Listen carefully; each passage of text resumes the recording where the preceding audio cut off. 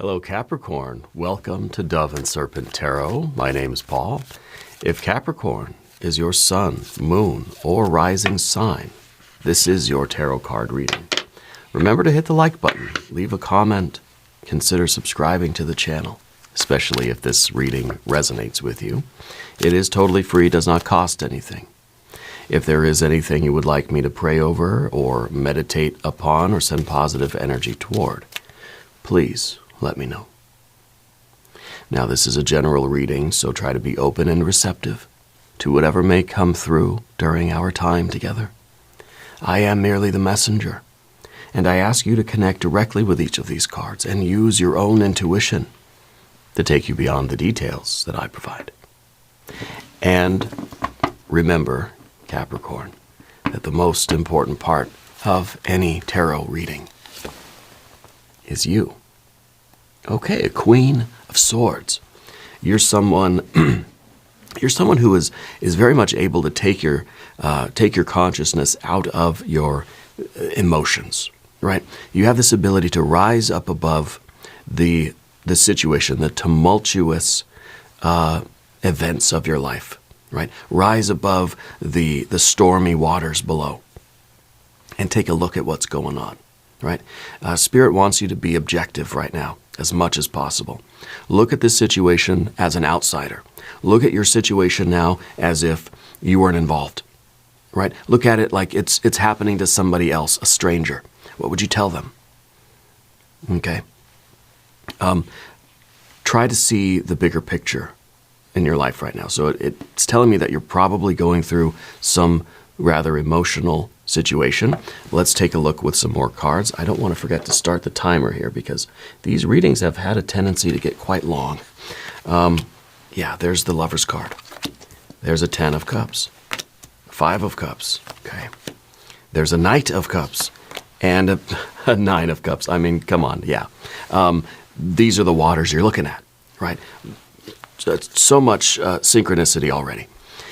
Spirit's telling you to rise above all of the water energy and look at it objectively, to see the bigger picture here, okay? So it really could be that you've been sort of in this 5 of Cups back here. Spirit wants you to look at everything from, this kind of bird's eye perspective and see that this is, the 5 of Cups is a very small portion of what's happening in your life. Whether this isn't really a relationship, could be. It's a running joke on this channel that nobody likes romantic readings, This could be one of those. But put your pitchforks away. It does not have to be a romantic relationship. It's kind of hard not to think that way, though, right? I mean, water, water, water, water. Lover's card, right? And our ability to try to get out of our feelings and look at this for what it really is. Okay, Spirit wants you to be objective. If you are blinded by your emotions right now, then we're not going to see this clearly. This could be a romance. The Lover's card says that this is something to which you have committed your life. It could be a romantic relationship, a lover, right? It could be a friend. It could be a family member. It could be the family. It could be your purpose, your job. It could be your passion in life. It could be your quest for your holy grail, right? But this is an emphatic yes. We are committing yes to something, okay?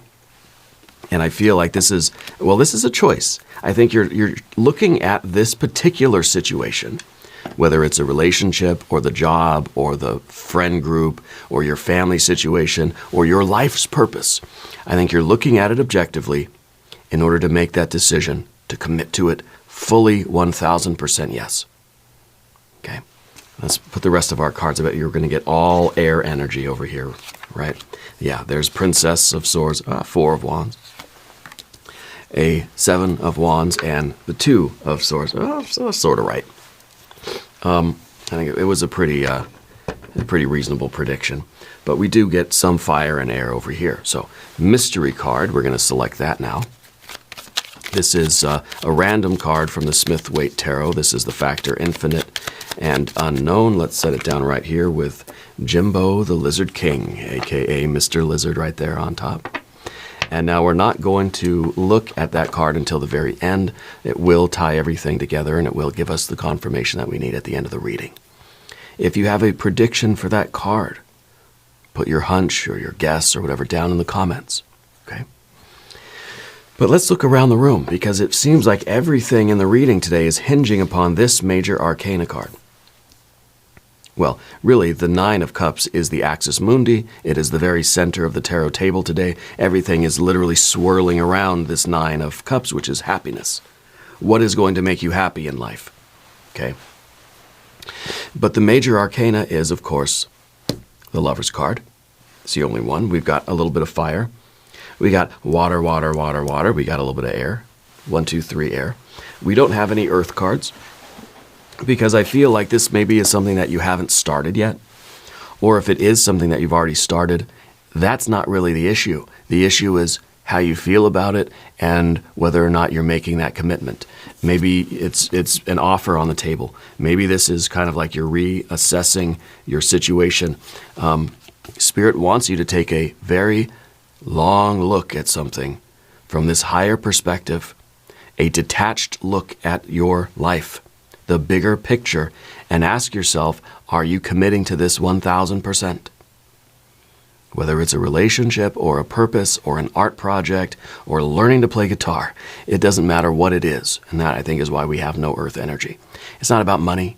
It's not about material considerations, right? If it were, if we had a lot of earth cards here, basically Spirit would be saying, you're looking at this very materialistically. Is this going to pay you the most, right? Is this going to have the most physical benefits? But you're not looking at those things. You're saying, yeah, whatever, it's going to pay money, or the physical stuff's not the issue. The issue here is it really going to make you happy? What is your internal life like? What is your interior world? How is your interior world feeling this? Are you vibing with it? Is it resonating with you? Not, is it going to pay me? How much is it going to pay me? Or what kind of house are we going to have together? You know, we're not thinking of the material concerns. You're not a shallow person. I think that you like the material world. You want success. You want money. You want luxury. You want to have nice things. You want to have, let's say, physical compatibility with someone, if this is that sort of thing. But that's not what you're doing. That's not the issue. It's like, yeah, the money's there, the physical compatibility is there, whatever, but I'm trying to see how I really feel about this. Is this something serious? Is this something that I want long term? Can I see myself being happy in the future with this decision? With this, if I say 1,000% yes to something, do I feel like I'm going to be happy long term in life? This is disappointment on the one hand. This is happiness on the other. We don't see luxury. We don't see pleasure, right? Because I think that's not your consideration. We could go and get luxury and pleasure any old place. You're looking for something meaningful, purposeful, long-term. It's kind of like saying, yeah, I can get a job that pays money. Most of them do. But I want a job that's going to give me a sense of purpose, right? Or if it's a romantic relationship, yeah, I can find some sort of physical pleasure any old place. But what I want is something lasting. What I want is something real that's going to be long-term sort of fulfillment, right? And not just short-term pleasure. Not just immediate gratification, but a longer-term thing. I like this reading for you. I think this is nice. It feels good. Now, there's something about a clothing store. Spirit's telling me something about either about clothing or about a clothing store. I don't know if that's where you met somebody, or if that's what you're going to be working with, or it's a place that you are, or that you're going to be working, or I don't know what the reference is to the clothing store. Also, chamomile tea. Is that something that means something to you in your life? The chamomile tea. That sounds good right now, actually. But the Lover's card. It does not have to be, you know what, maybe the clothing store is a song that's always playing in the clothing store, because there's music there. Yeah. There is a choice to be made. Now, you might already be in this situation, But I think you're evaluating your choice. You're wondering, did I make the right choice? Or should I commit to this 1,000%? Or is this the relationship that is worth me committing to, right? Because this is about getting this bird's eye view, a bigger picture, objective, detached kind of look at things, and asking, is this the choice for me? Is this the right place for me? Maybe it's already started, maybe not. It doesn't matter. But what also is important here is that Spirit with the Queen of Swords is asking you to rise up above the emotions. I think rising up above the immediate emotions, maybe rising up above, in some ways, rising up above both the 10 of Cups and the 5 of Cups. But I think also rising above the immediate gratification, rising above any of the luxury and pleasure and sort of material things that you might be experiencing to see really the truth of how you feel. Okay? It could be getting an objective view on those emotions themselves without being in the mix, right? So where do we even start from here? There's so much to talk about, so little time. The 10 of Cups might be Spirit asking you to look at what your expectations are. Okay? When you're evaluating something, do you expect it to be absolutely perfect and flawless? Right? 10 of Cups, perfect 10 job. I've never had a perfect 10 job. Even this one, not a perfect 10, right? I've never been in any situation where everything was exactly 100% perfect. I don't think that exists, right? I think we can work toward it, and maybe we have to ask, is this the situation that has the most potential for me? Does it seem like I'm maybe trying to impose too many unattainable expectations, unrealizable goals onto this person or in this situation, in this relationship or in this job or whatever, right? Are you expecting too much from yourself? Are you expecting you to be perfect? Right? Now, if we're talking about a relationship and you're looking for that perfect 10, okay, so you have high expectations. Good. Good. You have high expectations. You have very high standards. Okay? And these can be perfect 10. I want nothing less than the best. When I'm looking for a job, I want the job that's going to be best benefits, best paid, best hours, the easiest, whatever, most stimulating, most satisfying, whatever your criteria. I want it to be a perfect 10. We're rarely going to find that. So how do we adjust those expectations? We can have standards that are sky high, but we don't expect everything we encounter to be that level of standard. Standards and expectations are very different. So I think part of our air energy, especially that 2 of Swords up there, is about realizing where those levels are. Your standards are way up here, but your expectations are really low, right? This is what I want. I want a 10 of Cups way up here. But if I get a job and it's maybe a 5, okay, am I willing to put up with that? Are those things, the cups that are lacking, is that something I'm willing to deal with? Do I feel like I could work on those? It's kind of like, I got a good job in a good location. The benefits are good, but it doesn't pay very well. Okay. Doesn't quite meet my expectations. If I lower my expectations and say, well, maybe getting 5 out of 10 cups is good, then we have to ask ourselves, am I willing to take the good location and the good benefits and just work my way up the pay scale until I get paid more? Or it's a job that's very satisfying and I love the people and I love the work itself, but it starts out at minimum pay. Is that something that I can handle? Is that something that in a realistic way I can deal with? So we have to understand where our adjustments could come from here. Or are we expecting too much? Standards, one thing. Highest standards. I want the very, very best for myself, for you, for everybody. But in practice, my expectations, I don't expect everything I encounter to be a perfect 10. But that's where we need our own discernment. That's where we need to have our objective, detached sort of look and say, okay, this is the reality. I may want a perfect 10. Maybe what we get is a 5, right? And we have to ask, is this okay?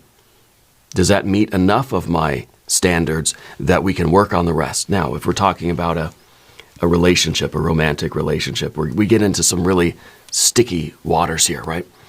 Because we can't go into a relationship saying, well, this person is not really who I want to be with, but maybe over time they will change and they'll become someone that meets my expectations, right? We can't go into a relationship thinking that the other person is a kind of a fixer-upper. Right? That never works out. So we have to really say, I have these high standards, but what I'm encountering in the real world has flaws, has challenges. It's a unique thing. It is a manifested being. Maybe it's a job, maybe it's a person, maybe it's a pet, right? Maybe it's your experience, maybe it's your new house. You have these very high standards of the house that you want. But when you're out there looking at homes, your expectations are going to be a lot lower than your standards, right? And maybe I have it backwards. Maybe the expectations are high, but our standards are low. I don't know. We're going to have to take a look at each thing individually and ask, does this have what I need? And anything that's missing, can I be okay with that? You know, like you're buying a car. Well, it's got everything you want. It's got the Bluetooth, it's got the leather seats, it's got the tinted windows, it's got the right size engine, it's got good speakers in it all around or whatever. But maybe it doesn't have the tow package. Ooh, is that a deal breaker? Right? So that's the 10 of Cups, understanding what our standards and expectations are. And asking ourselves being able to look at the situation and say, how close is it to my standard? Am I imposing kind of unrealistic expectations on it? And anything that's missing there, is it a deal breaker? Is it something that I can live without? Maybe it'll change. Maybe you can install the tow package. Maybe that person will change and grow and evolve as a spiritual being, and it'll have those qualities that you want. But we can't assume that. If that thing never gets the tow package on it, am I going to be okay with that? Can I live without that? I'm not going to expect that it's ever going to change. Can I be okay? If it does, hey, bonus, right? But am I okay with it not changing? So we need that objectivity. And that's kind of, that really relates to our 5 of Cups too, because the 5 of Cups is the feeling that something should be there, but it is not. So this is a recognition of our standards, and does this have a lot of the things that I'm requiring in life, but I understand the difference between standards and expectations. And this is kind of saying, what are the deal breakers? Okay, and I think that you're someone who will recognize these, and you will move on from what these deal breakers are. These are the oh-no-nos, right? These are the non-negotiables. This is like something is not there, and I wish it was there, and I'm not going to be able to get over it. And we've got to be real. We've got to understand what these things are. We've got to understand our disappointments. You know, and it's like, well, are you really, how strong is that feeling for you? If this doesn't have the tow package on it, how disappointed will you really be? Okay. Is this something that you're going to be able to forget about, put behind you, and leave in the rearview mirror? Or is this always going to be nagging you as you go forward? Is this going to be the anchor that's sort of preventing you from really truly being happy? See, happiness is a 9 of Cups, not a 10. Happiness is living in your life, experiencing the art of living, right? It's not in the attaining of something that is ideal. It's not in the attaining of perfection. If you become sugar, you cannot taste sugar. And the joy of sugar, obviously, is in the tasting of it. Okay? So I feel like the difference between the 9 and the 10 of Cups is really, it's a matter of personal taste, right? It's a matter of how large is that gap for you? Okay, so can you be happy with a really big gap between the ideal and what is actually here? Are you happy with that? Or for you to be happy, does it have to be as close to a perfect 10 as you could possibly humanly get, right? The distance between the 9 and the 10 of Cups is different for everybody. But we've got to understand that. And that's part of this with the Five of Cups. What sort of distance, the absence of things. What am I okay with being absent? And what if it's not there? I'm going to say, nope. Buying a house, I want an open kitchen. I want more than one bathroom. I want a fireplace. I want a place that I can film, right? A studio, a room that I can use as a studio. So when we get a house, if it doesn't have any of those things, I'm going to have to evaluate my choices, Which one of those things can I compromise on? Well, I can't compromise on the, it's got to have laundry too, on the sort of ground floor laundry. I can't compromise on the room to have the studio. This is my livelihood. This is what I do for a living, right? I need a room where I can film and do the readings. So that's a non-negotiable. But the fireplace, well, I want it. I want it bad. I love fireplaces, but if it doesn't have it, but it has everything else, okay, I can put up with that. Without the expectation that it will ever somehow grow a fireplace, right? Maybe one day I can put one in, but no, I'm not even going to think of it like that. I'm living a life without a fireplace now, and that's okay, right? But it's got to have the kitchen, right? We love to cook. We cook as a family a lot. And so it's got to have a decent kitchen, But this is anything for you. If this is a relationship, you want to have somebody that's got a job, they're close with their family maybe, they've got spirituality, they're into personal development or something like this.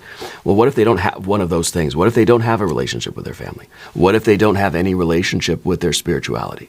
Right? Where are your lines that you draw for this thing? If this is the job, I want benefits, I want a nice chair to sit in, I want good pay, I want good coworkers, and I want it to be in a good location or whatever, and I want room for growth. Well, what if it doesn't have the nice chair? Well, maybe I'll just get a chair down the road or something, right? But if you had to sit in that chair forever, would you still be okay? It's got everything else, right? So it doesn't matter what this is. And I'm just using these very trivial examples like a house or a car or something, but you get the idea, right? Furthermore, you have to evaluate, then ask yourself and look at the question itself, the quest itself, right? The questing of it.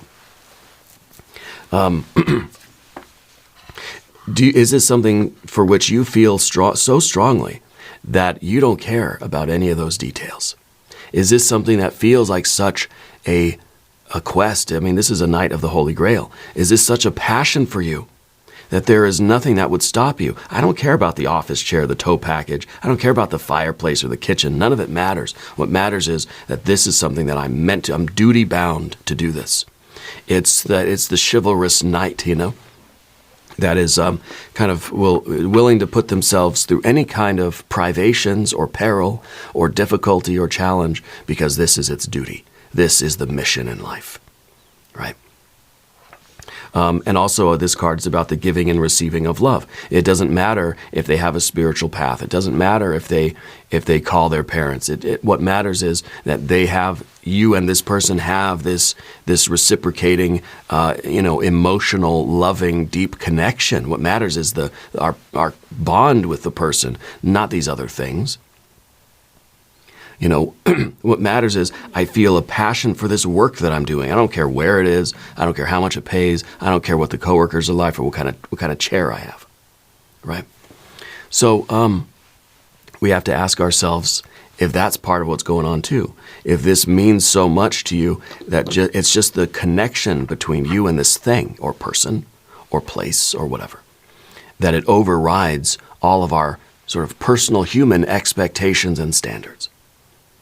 And that's where you might see two people together in such an amazing, just soulmate bond of love, right?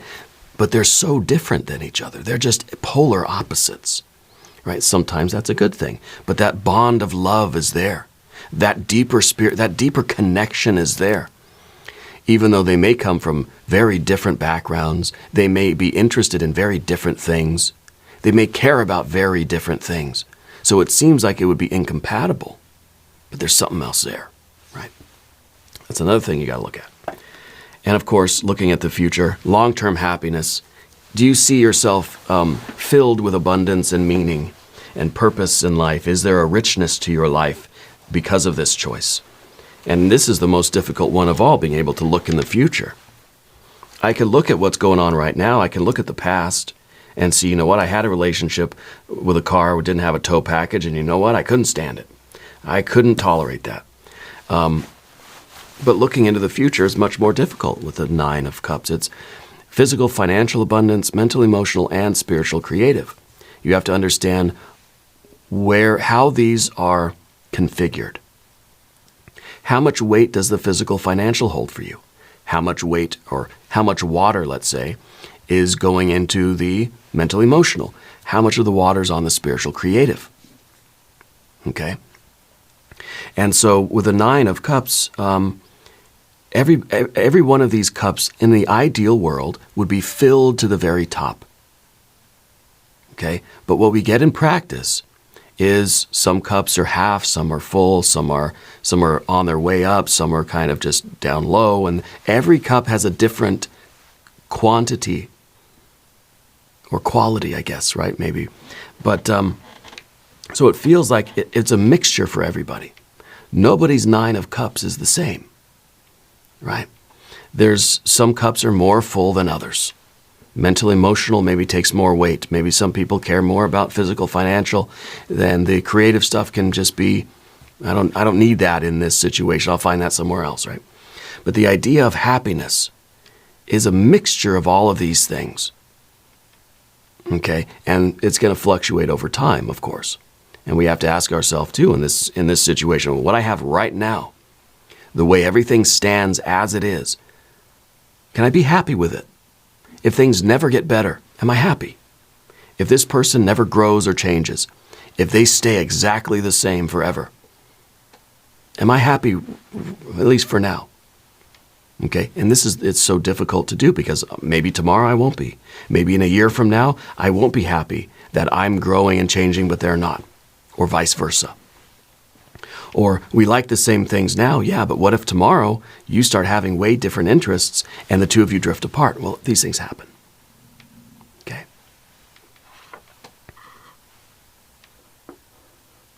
So we're really trying to look into the future and ask, does this have that long-term significance for me? Can I see myself in this job for the next 5 years? You know, when you go to a job interview and they like to ask you, where do you see yourself in 5 years? What they want you to say is, right here. They want you to say, in 5 years, I'm going to be right here. I'm going to be in charge of a lot more stuff, but I'm going to be right here. You know, because they want to invest in somebody that's going to stick around. If you say 5 years, oh, I'm going to be on the other side of the world, or, you know, whatever. I'm going to be a rock star in 5 years. Well, then they say, okay, well, this person's not really committed to this job, you know, or where do you see yourself a year from now? And if you don't say here in this company, you know, kicking butt, then you're probably not going to get the job, right? Unless it's a temporary, some seasonal or whatever. But for the long term, you know. But let's talk about the path of the serpent. This video is getting long. I know it was going to. If you haven't subscribed to the channel yet, please do. It is totally free. It doesn't cost anything. All right. General energy, Princess of Swords. Learning to ask ourselves questions. Learning how to fail, you know? Learning how to give ourselves a little bit of freedom here. The Princess of Swords is asking questions, thinking about things, and knowing that very often I'm going to come up with the wrong answers. Very often, tomorrow, my mind's going to be different, right? Trying to do this objective viewpoint, but finding it hard to not be in the middle of my feelings all the time. How do you even do that, right? The Queen of Swords is asking a very ambitious task of us. Detach yourself from all of this water and look at it objectively. And the princess is saying, okay, I'm going to try. But it's hard to do when we're in these feelings. Every time we think about it, we feel that emotion. It's very impossible to think without also feeling. The heart and the mind are connected together, right? It's only in sort of Western Hermeticism that we separate the air and the water, the heart and the mind, and say they're separate. You can think or you can feel. Well, it usually happens in tandem, okay? So we're giving ourselves permission to not have all the answers. We're asking ourselves all these emotional questions. I don't know. What are your standards and expectations? I don't know. What are your oh no no's? What are your non-negotiables? I don't know. Is this your mission? Is this your passion in life? I don't know. Can you be happy, or will you be happy and satisfied and fulfilled tomorrow? I don't know. I don't know, right? And I mean, that's kind of, this is the Princess of Swords is mired in this situation, and it's very impossible to get objective viewpoints on anything. You know, we might realize that I just need to meditate on it, or I just need to kind of try to tap into my intuition and make a choice. You know, to me, it feels like you're deciding to do it, or you're trying to confirm that this is going to be the right choice. It was or will be the right decision for you. But this is giving ourselves the freedom, accepting the fact that I'm going to ask these questions, and I don't really know the answers. I'm going to think about it. I'm going to think of a few different answers and stuff, and I'm going to talk about it with myself, but I don't have any definite conclusions. There's no facts here. There is no such thing as an objective view of ourselves or of our lives, right? By the very nature of our consciousness, we are subjective. Okay. Now, the Four of Wands in the position of the environment, the position of your relationships, it is about closure. It is about completion. It is about getting off of a cycle, okay? And so I kind of feel like this is something that, yeah, it's maybe you're moving away from this disappointment in life. Perhaps our expectations, our standards being so high, and of course nobody can live up to those expectations. So maybe we're kind of saying, you know what, I'm done being unhappy. I'm done being disappointed in life. What do I need to do? What do I need to think about? How do I need to look at my life differently so that I can be happy and satisfied and in love and with a sense of purpose? Am I expecting everything to be perfect? And then when it's not, I get disappointed. And so I'm not giving myself any opportunity to grow or be happy or to experience the joys of life. You know, are we denying ourselves our happiness because are we rejecting a 9 of Cups because it's not a 10? Okay, so I think this is the realization that, you know what, I've got to sort of I'm growing up a little bit. I'm changing the way I'm looking at the world a little bit, and I'm gonna go find what's gonna make me happy. And maybe this is kind of related to you know, either you're gonna do what you love or you're gonna love what you do, right? And it's sort of interchangeable. It's kind of like figuring out what things I can dispense with that might be interfering with my happiness. You know, the not having the tow package on the car. I need to let that go, otherwise I'm never going to enjoy anything. I know it sounds silly, but you get the idea. So it's about letting go. It's about closure. It's about realizing that, okay, I'm getting older. I'm expanding and I'm growing and I'm evolving as a being. I'm not going to let the absence of a tow package prevent me from being happy with my choice and from enjoying fully this automobile that I bought, you know. And yeah, we bought a new car. We had to get an SUV. It's new to us. It didn't have a tow package, right? But it's safe and it's, you know, it's reliable, right? We got a Toyota this time. They're not a sponsor of the channel. They could be. Anyway, realizing that we've been sort of closing ourselves off to real, true happiness and love and connection, maybe because we've, you know, been dealing with some of these questions anyway. I'm not going to go back through them all because, well, this video is already half an hour long. The 7 of Wands is in the position of the obstacle, the fear, the worry, the concern. This is the great river we have to cross. This is the card of valor. This is the card of knowing when to fight and when to say, I'm done, right? It's your ability to fight for something no matter what, because you've committed to this thing. And it doesn't matter what happens. This is unconditional love, basically. This is saying that I love this person, place, or thing so much that I'm willing to endure anything. I'm willing to fight, to go to the ends of the earth for this thing, to make it work, no matter what. Okay? And maybe this is the question. Maybe this is the only question here is, two questions. What do I need to let go of that's preventing me from being happy? And do I love this thing so much? Does this feel like something that no matter what happens, I'm going to fight for it? Am I willing to fight for this? Am I willing to put myself in harm's way to protect this thing? Okay. And this is the obstacle. This is the difficult thing. Also, this card is kind of about banging our head against the same wall and not getting any results. Okay. So it could really be referencing a particular cycle that you've been on, maybe a karmic cycle, where we have been disappointed in life. And we've chosen yet something new, and we end up disappointed again. And so we keep banging our head against the same wall. Why am I always unhappy? Why am I always disappointed in my choices? Why can't I get to the 9 of Cups? Why do I always end up back here in a 5? It's like it's a revolving door. Right? And so it's kind of like we're banging our head against the wall. We're doing the same thing over and over again, expecting a different result. All we're doing is getting a headache, getting frustrated, getting heartache. So a lot of questions today, right? But in this particular thing, are you willing to fight for it? Right?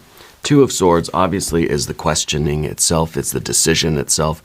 And the secret is really not in the intellectual energy. I know this is air energy. We had the Queen of Swords, the Princess of Swords, but the 2 of Swords is saying the decision comes from elsewhere.